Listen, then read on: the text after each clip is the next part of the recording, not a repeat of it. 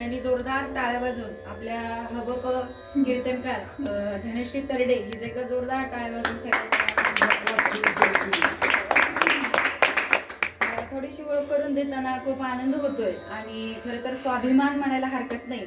आपल्या नादब्रह्म शास्त्रीय संगीत गायनाच्या क्लासेसची आपली विद्यार्थिनी आहे आणि तुम्ही गेली 2 वर्ष आपण हिचं गायन सुद्धा ऐकत आहोत. सुंदर असं गायन आहे, सुंदर खूप म्हणजे समजूतदार अशी एक विद्यार्थिनी आपल्या क्लासची आहे. वाणीमध्ये प्रगल्भता आहे. मी पण आज पहिल्यांदा तिची वाणी आम्ही प्रॅक्टिस करत आहोत, सराव करत आहोत.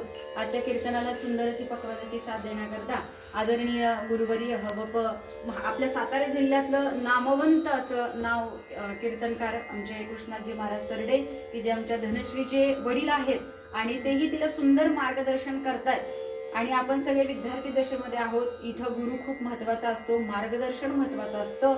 जसं तुम्ही शून्यातनं सगळे विद्यार्थी इथं येणारे आहात, आपल्यातला एकही विद्यार्थी थोडे सोडले तर सगळे विद्यार्थी महाराज घरातून शून्य संप्रदाय असणारे सगळे विद्यार्थी माझ्याजवळ आलेले.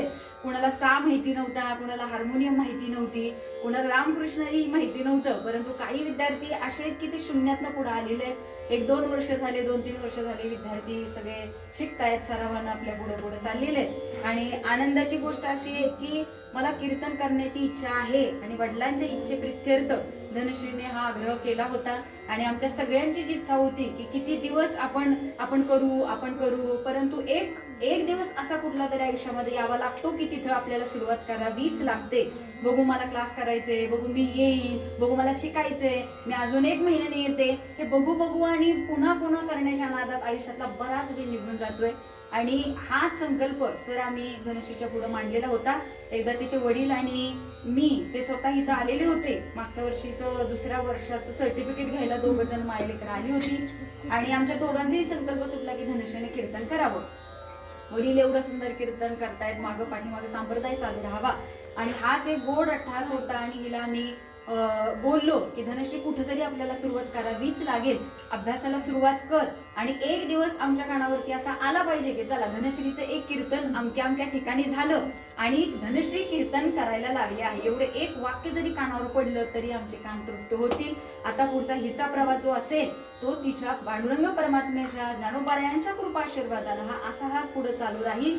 आणि महत्वाची गोष्ट म्हणजे आजचं हे कीर्तन आपण कार्तिकी एकादशीच्या निमित्तानं केलेलं आहे. सगळ्याला माहिती आहे की आज सगळेजण पंढरपूरला जात असतात, पांडुरंग परमात्म्याचं दर्शन घेत असतात, परंतु धनश्रीच्या रूपानं आज बाहेर कुठेतरी कीर्तन करण्यापेक्षा आज तिच्या रूपात ते पंढरपूरचं वातावरण आपल्या क्लासमध्ये निर्माण झालं आणि ते पांडुरंगाच्या माऊलींच्या समोर हे कीर्तन होतंय असं म्हणायला हरकत नाही.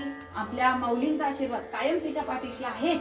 एका गुरुच्या रूपामध्ये, गुरुवर्यांच्या रूपामध्ये माझाही आशीर्वाद, तिच्या वडिलांचाही आशीर्वाद कायम तिच्या सोबत आहेच. परंतु धनश्री तुला सांगायचं तर आज वाटलंही नाही की हे पहिलं कीर्तन तुझं होतं. अतिशय सुंदर चिंतनात्मक, अगदी ज्ञानात्मक असं हे कीर्तन आहे. तू बाहेर कुठेही हे कीर्तन केलंस तरी नक्की लोकांची तुला दाद खूप चांगली मिळेल. बोलण्यामध्ये वाणीचं वजन छान आहे, स्पीड मध्ये तुला सांगितलं होतं स्पीड सुद्धा छानरित्या होतंय, ते लोकांना समजतंय. आणि फक्त विषय मांडताना आपण प्रगल्भतेनं तो मांडायचा की आपण कुणी नवीन नाही आहोत. आपण एक तुझ्याकडे ते पाहिल्यानंतर ऐकल्यानंतर जाणवलं की हा कुणी जुना कीर्तनकार किंवा छानरित्या तो बोलणारा असा हा वक्ता आहे आणि ह्याच्यामध्ये आणखी सुधारणा होईल. आमच्या आशीर्वाद, आमच्या शुभेच्छा, आमच्या नादब्रह्म क्लासेसचे विद्यार्थी, सर्व पालक, सर्वांच्या शुभेच्छा कायम तुझ्या पाठीशी आहेत. आम्ही पांडुरंग परमात्म्याच्या चरणाशी प्रार्थना करतो की तुझ्यामध्ये असाच पुढं बदल व्हावा. अनेक क्लासेसचे विद्यार्थी त्यांनाही वाटतंय की मॅडम आम्हाला सुद्धा कीर्तन करायचंय, पण आता ऐकल्यानंतर सगळ्याला कळलं असेल कीर्तन करणं इतकं सोपं नाही. त्याला अभ्यास लागतोय, पाठांतर लागतंय. कारण तुम्ही मगाच्या पासून बसलाय, आपली किती 2 जण पाणी पिऊन आले, 2 जण मधीच उठून गेले, कोण दरवाजा उघडायला गेला, कुणी बसलेले आहेत. असं वाटतं की अजून किती वेळ कीर्तन आहे. त्यामुळे एवढा 2 तास बोलणं एवढं सोपं नाही. आणि हे शिक्षकांना विचारा, वक्त्याला विचारा, कीर्तनकारांना विचारा की तो उभं राहिल्यानंतर बोलणं खूप अवघड आहे. परंतु पांडुरंगाची जर कृपा झाली, आई वडिलाची जर कृपा झाली, सद्गुरूची जर कृपा झाली तर हे काम शक्य आहे. परंतु असो, पुन्हा एकदा माझे सर्व क्लासेसचे विद्यार्थी असतील, आपला क्लासचा टाइम सगळा धनश्री आज तुला दिला आम्ही तुझ्या इच्छेप्रित्यर्थ. आता इथून पुढे आम्हाला क्लास सुरू करायचा आहे. परंतु खूप छान प्रगती, ऐकून खूप आनंद वाटला. आणि माझी इच्छा होती की तुझं पहिलं कीर्तन मला ऐकायला मिळावं. काही हरकत नाही, सरावाचं कीर्तन म्हणून ते आम्ही ऐकलं. तू समाजामध्ये अशीच नावारूपाला ये, सुंदर कीर्तन कर आणि लवकरात लवकर छान वारकरी संप्रदायासाठी एक योग्य चांगला कीर्तनकार म्हणून तू नावारूपाला यावं. त्यात आमचंही नाव निघणार, आई वडिलांचंही नाव निघेल, त्यात आम्हाला आनंद मोठा आहे. आणि समाजातनं मला रिप्लायही छान येत असतात. त्यामुळे मला सुद्धा स्वाभिमान आहे की धनश्री ही माझी विद्यार्थिनी आहे. त्यामुळं ह्याचा आनंद नक्कीच मी समाजात बाहेर गेल्यानंतर ह्याच्या वाक्याचा उद्भव नक्की होईल. असो, पुनश्च एकदा कीर्तन ही असं माध्यम आहे, तू जसं जसं कीर्तन करशील तसं ते फुलत जाईल, वाढत जाईल. अभ्यास सोडू नको, चिंतन सतत वाढवत ठेव आणि भगवंतच तुझ्याकडून हे कार्य करून ठेवीन. आम्ही पुनश्च एकदा एका नवीन कीर्तनकाराची वाट पाहतोय आणि सुंदर असा कीर्तनकार समाजाला देण्याचा हा सुंदर योगायोग तो पण आजच्या एकादशीला तुझ्या वडिलांच्या आणि माझ्याही नशिबी तो आला. तरी मी तुम्हा सर्वांचे खूप खूप आभार व्यक्त करते. आपल्या क्लासेसची एक दुसरी मुलगी आहे श्रुतिका कुंभारे असेल, तीही सुंदर कीर्तन करते. आमची शिवनेरी माने ती सुद्धा सुंदर कीर्तन करते.